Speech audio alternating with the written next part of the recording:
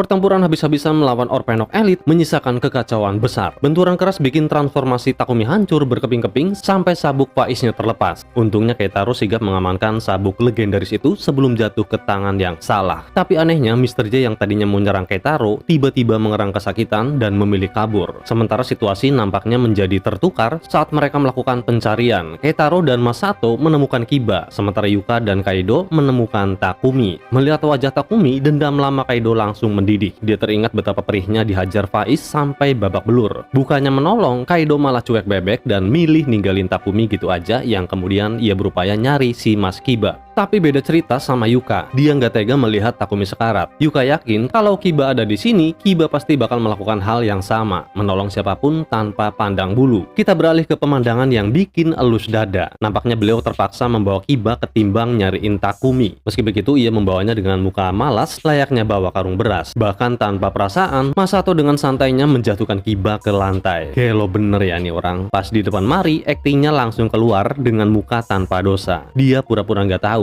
Mari yang polos pun panik dan mengira Kiba baru saja kena kecelakaan hebat. Waktu ditanya soal Takumi dan Keitaro dengan muka yang sedih, dia bilang dia sudah berusaha ngelindungin Takumi tapi nggak bisa berbuat banyak. Padahal aslinya kan si Takumi emang keras kepala, nggak mau dibantu. Dan Masato dengan senang hati membiarkan Takumi menderita. Ini tipikal psikopat yang hobi cuci tangan pakai air suci, padahal hatinya dark banget. Gak berhenti di situ, aura jahatnya makin menjadi-jadi pas Kiba dirawat. Di saat Kiba lagi ngerasain sakit yang luar biasa sampai mengerang kesakitan, si Masato malah asik me time baca buku dengan tenang. Vibesnya bener-bener bukan urusan gue. Puncaknya pas Kiba haus dan butuh minum sampai tangannya gemetaran mau nyampai gelas, Masato cuma ngeliatin doang dengan muka datar tanpa dosa. Astaga Dragon.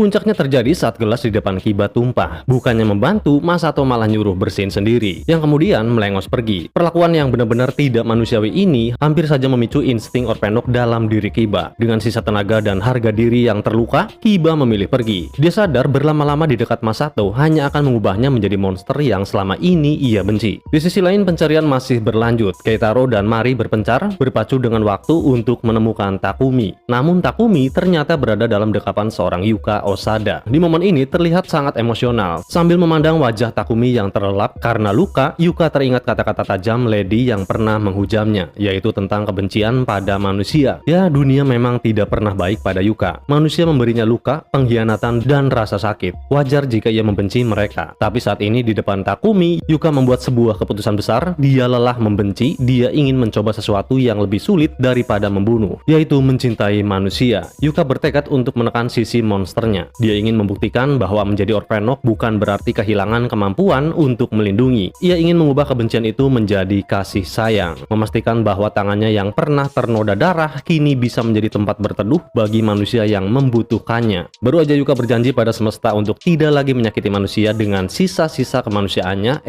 malah diganggu sama jamet-jamet knalpot brong. Yuka pun memohon agar mereka berhenti. Ia hanya ingin Takumi beristirahat serta menjaga janjinya untuk menjadi manusia. Tapi para pelaku noise pollution ini tidak peduli. Bagi mereka, intimidasi adalah hiburan. Hingga pada akhirnya batas kesabaran itu runtuh, menguap bersama asap knalpot yang menyesakan. Yuka pun berubah menjadi Grand Orpenok dan membantai mereka semua. Bukan karena dia ingin, tapi karena dunia tidak memberinya pilihan yang terbaik.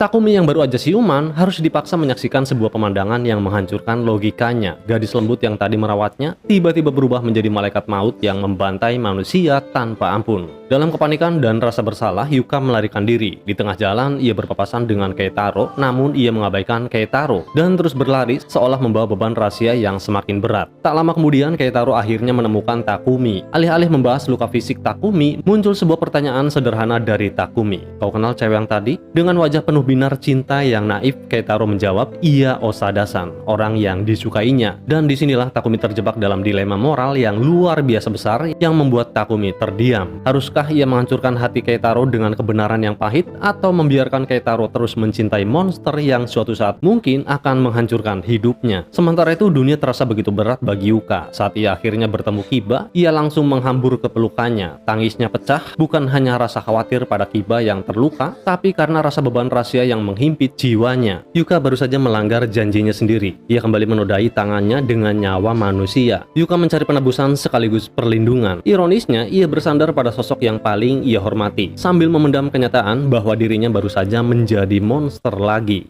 Esok harinya, suasana di kediaman Mari berubah jadi chaos. Takumi dengan gaya bicaranya yang kaku tapi bermaksud baik mencoba memperingatkan Keitaro untuk ngelupain cewek yang namanya Osada dan mending fokus sama teman SMS-an yang namanya Yuka. Takumi berada di posisi sulit. Dia tahu kebenaran mengerikan tentang Osada, tapi dia nggak tega mengatakannya secara gamblang. Sayangnya niat baik Takumi malah dianggap sebagai gangguan. Keitaro yang lagi mabuk kepayang tentu saja menolak mentah-mentah. Mari pun ikut bingung dengan sikap Takumi yang tiba-tiba ngatur urusan asmara orang. Dan tentu saja kalau ada api pasti ada si kusa kampret yang bawa bensin. Ia muncul dengan senyum sinisnya ikut memanaskan suasana. Dia menyindir Takumi kalau orang ketiga nggak usah ikut campur. Emang kadang kebenaran yang disembunyikan untuk melindungi perasaan seseorang justru menjadi bom waktu yang siap meledak kapan saja. Nah, Takumi hanya mencoba menjadi penjinak bom, tapi sayangnya dia nggak punya manual booknya. Beralih ke Yuji Kiba, sang idealis, ia mencoba menawarkan jalan keluar, yaitu berhenti memancing amarah Smart Brain. Jika hidup dalam teror terus-menerus, tentu bukanlah hidup yang sebenarnya, karena baginya kedamaian adalah barang mewah yang hampir mustahil untuk dibeli. Namun Kaido melihat realita dengan cara yang berbeda. Kaido menolak mentah-mentah ide perdamaian itu karena dia takut akan kematian. Dia sadar betul berdamai dengan Smart Brain sama saja dengan menyerahkan leher untuk dijadikan pion. Baginya lebih baik mati sebagai pemberontak daripada hidup sebagai budak monster korporat. Namun di balik perdebatan ideologi itu terselip drama hati yang menyayat. Yuka mengejar Kaido, menyatakan cintanya dengan penuh harapan. Bagi Yuka, mencintai Kaido adalah satu-satunya pelarian untuk melupakan dosa-dosa masa lalunya. Sayangnya cinta Yuka bertepuk sebelah tangan karena hati Kaido hanya tertuju pada Neng Mari seorang. Kaido pun melengos pergi, membuntuti Mari yang kebetulan akan mengantar pakaian laundry bersama Keitaro, tanpa menyadari bahwa maut sedang mengincarnya. Takuma kembali bergerak, tapi beruntung Keitaro menyadari kehadiran Orpenok berbahaya ini dan segera memberitahu Mari untuk mengontak Takumi. Dan tentu saja si kusa kampret kayaknya nggak bakal ngelewatin kesempatan buat ikutan, entah untuk menolong atau sekadar cari panggung. Yuka yang cintanya baru aja ditolak tidak membiarkan rasa sakit menghentikannya. Ia tetap mengikuti Kaido bukan sebagai kekasih, melainkan sebagai pelindung yang mempertaruhkan segalanya.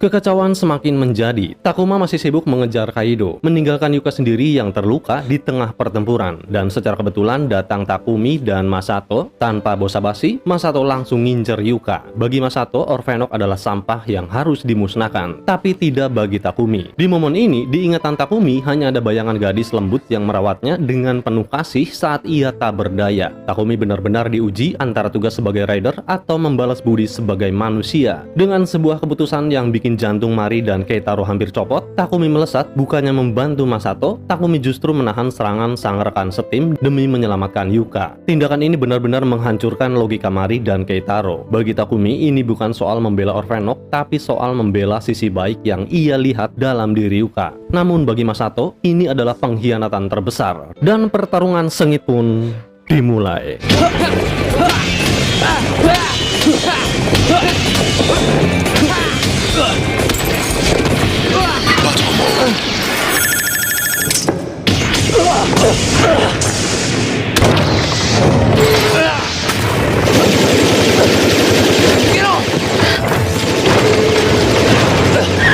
Battle mode.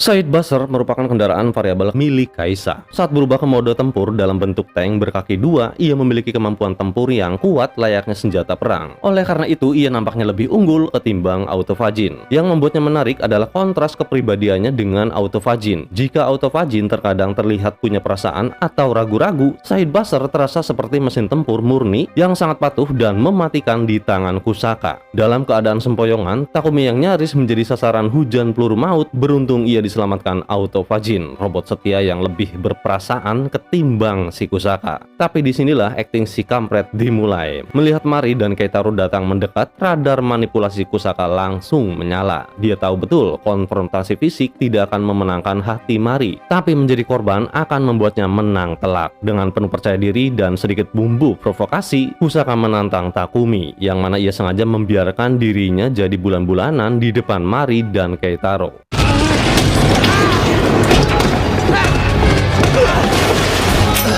Ready. Exceed charge.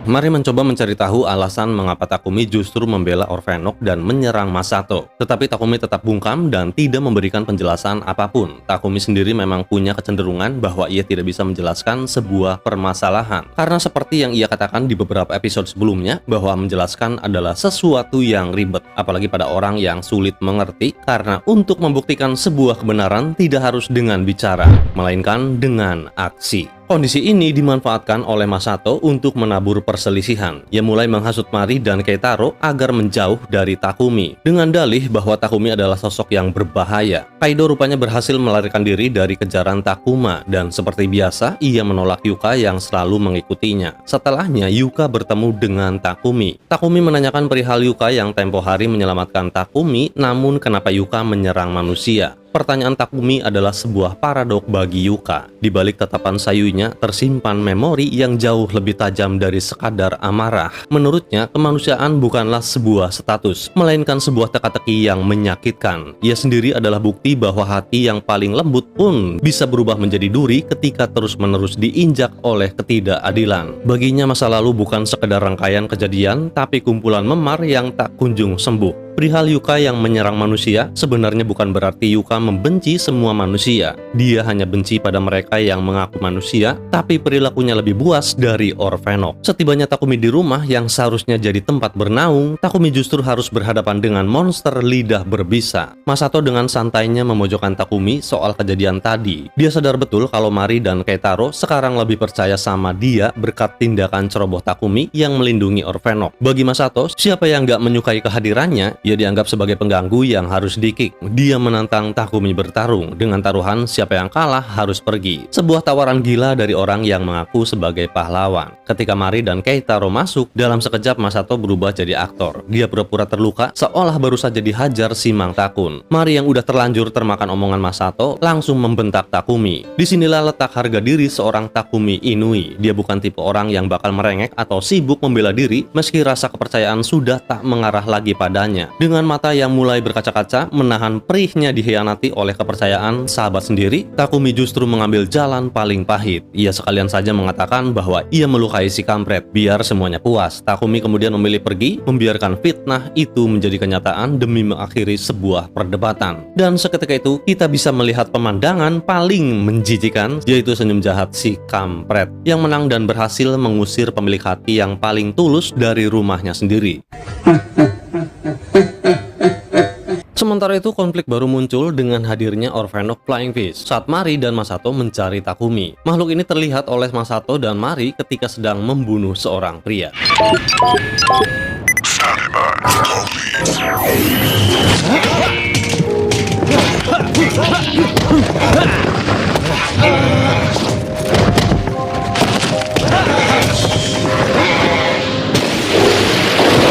Esoknya Mari yang lagi adem ayem di kerjaan, ia malah didatengin sosok alien kurang asupan kasih sayang. Dengan kepercayaan diri setinggi langit dan mungkin sedikit kurang waras, ia datang ngajak Mari jalan-jalan. Namun kelakuan Kaido yang di luar Nurhayati justru membuat Mari merasa canggung. Di tengah situasi canggung itu, muncullah sang pahlawan kesayangan Mari saat ini. Ya, itu dia. Melihat ada kesempatan emas, Masato tanpa ragu, ia mengaku sebagai pacar Mari di depan Kaido. Demi mengusir Kaido selamanya, Mari justru mengiyakan menyebalkan. Sebuah kalimat yang mungkin bagi Mari hanyalah strategi, tapi bagi Masato ia menang banyak. Ia berhasil menyingkirkan Takumi dan saat ini ia bangga mendapatkan sebuah pengakuan, meski palsu. Di tengah carut-marut dunia Faiz yang penuh drama Orphenok, muncul sebuah duka dari masa lalu yang belum kelar. Kita diperkenalkan pada Yoshimasa Morishita. Ia kakak dari Chi Morishita, mantan pacar Kiba. Berkali-kali ia mendatangi polisi, namun hasilnya nihil. Ya mau bagaimana lagi karena korbannya juga jadi abu, jadi sulit untuk diselidiki. Putus asa namun tak menyerah. Ia akhirnya menemui satu-satunya orang yang ia anggap peduli, yaitu Yuji Kiba. Dalam pertemuan itu, Yoshi menyerahkan sebuah barang yang menyayat hati, sebuah tali ponsel milik Chi yang sebenarnya ia buat khusus untuk Kiba. Yoshi merasa Chi mungkin akan senang di alam baka sana ketika barang tersebut di tangan Kiba. Namun Kiba hanya terdiam melihat benda kecil yang seharusnya menjadi simbol cinta. Begitu Yoshimasa pergi, topeng ketenangan Kiba hancur. Ia tidak bisa menerima barang itu. Bukan karena benci pada perlakuan buruk Chi di masa lalu, tapi karena sebuah kenyataan yang lebih mengerikan. Bagaimana mungkin ia bisa menyimpan kenangan dari wanita yang ia bunuh dengan tangannya sendiri. Kiba kemudian memutuskan untuk pergi dan menahan mobil yang secara kebetulan mobil itu mobil laundry Keitaro. Di sisi lain, Yoshi diserang si Orphenok ikan terbang. Takumi dan Keitaro yang secara kebetulan menyaksikan kejadian tersebut dengan segera mengejarnya. Sementara Kiba menghampiri Yoshi yang dalam keadaan terluka. Dalam pertarungan, Takumi dibayang-bayangi Yuka. Nah, dari sinilah muncul keraguan Takumi untuk menghabisi Orphenok. Ia merasa Orphenok juga manusia. Alhasil, Takumi malah dihajar habis-habisan sama si Orphenok. Keitaro yang melihat keraguan Takumi, ia dengan segera manggil Masato. Dan setibanya di lokasi, si Orphenok berhasil dipukul mundur, hingga ia lagi-lagi kembali mencuri kesempatan untuk kabur.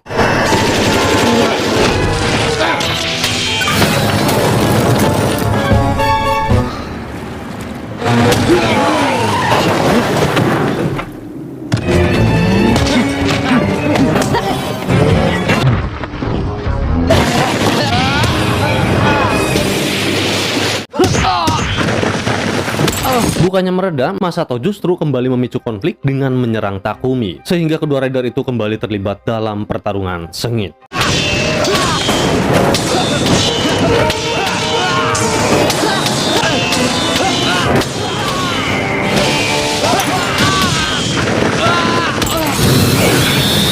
Dalam pertarungan itu, Takumi kalah telak. Usai ia sadar, Takumi tidak memberitahu Mari dan Keitaro bahwa Masato menyerangnya. Ia juga tidak menjawab kekhawatiran mereka tentang apa yang mengganggunya. Kemudian Takumi memberitahu Masato bahwa dia sudah selesai menjadi Faiz, karena ia tidak bisa lagi melawan Orphenok. Sementara Masato dengan bangganya mengatakan bahwa tanpa Faiz, ia sendiri bisa melakukannya. Tidak peduli siapa yang akan ia lawan, karena Masato bertarung untuk menguji batas kekuatannya. Sementara itu, meski telah diserang Orphenok, Yoshimasa kini telah pulih sepenuhnya. Namun diingatannya ia hanya merasa seolah-olah telah mengalami kecelakaan. Kiba kemudian menyerahkan tali ponsel milik Chi. Yoshi pun memahami tindakan Kiba. Mungkin ia mengira Kiba memiliki kenangan buruk dengan barang tersebut. Yoshi nampak bersikeras akan mencari orang yang telah membunuh adiknya. Ia berniat akan mendatangi satu persatu teman Chi di kampus. Bahkan ia sampai mengatakan demi membalas dendam, ia rela melakukan apapun meski harus menjual jiwanya pada iblis. Kemudian dilakukanlah pencarian informasi mengenai orang-orang yang pernah memiliki hubungan dengan Chi. Ia mendatangi salah seorang pria yang merupakan mantan pacar Chi. Sebut saja si Maman. Ia mengatakan bahwasanya Chi cewek yang menyebalkan. Waktu pacaran dengannya, Chi selalu cemburuan. Intinya si Maman ngomongin keburukan Chi. Usai mendengar omongan si Maman, Yoshi nampak tidak terima dan seolah ingin membalasnya. Yoshi yang kini hidup kembali usai menerima serangan dari Orphenok, bersamaan dengan amarahnya, kekuatan Orphenoknya pun bangkit. Ia menjadi sosok Armadillo Orphenok.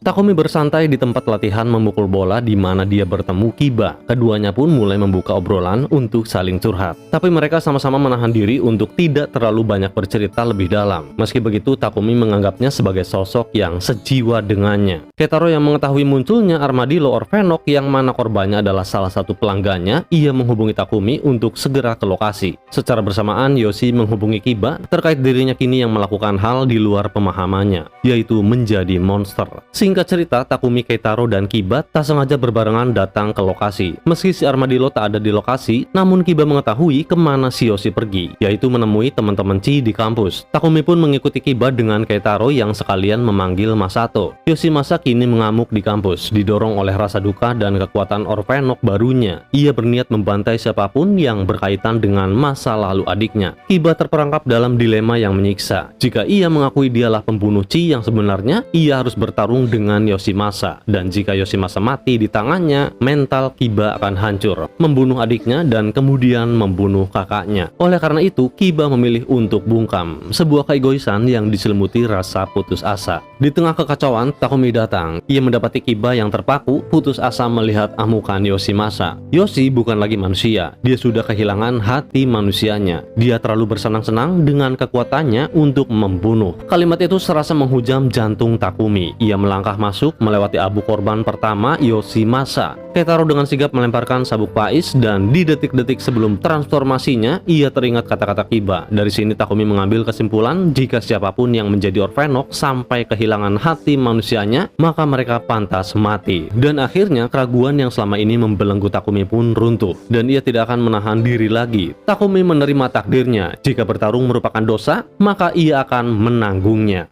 Complete.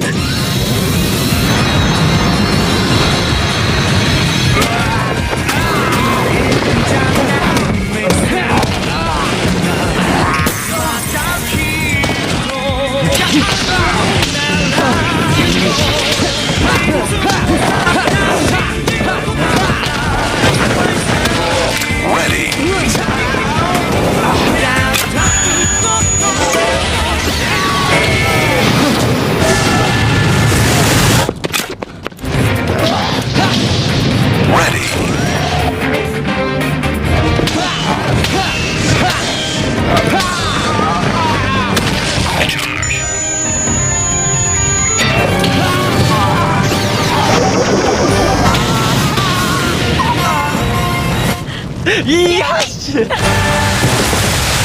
Bagi Mari dan Keitaro, Takumi yang dikenal akhirnya balik lagi. Momen ini ngebuktiin kalau pahlawan sejati bukan mereka yang gak pernah ragu, tapi mereka yang berani menghancurkan keraguannya demi melindungi orang-orang yang mereka sayang. Takumi siap menjadi pendosa, asalkan dunia tetap bisa tersenyum. Sementara itu, Masato ditemui oleh Yoshiko dan Rena, yang mana mereka membicarakan tentang sabuk yang ketiga, yang dulu kita kenal sebagai Kamen Rider Delta. Open your eyes for the next fight.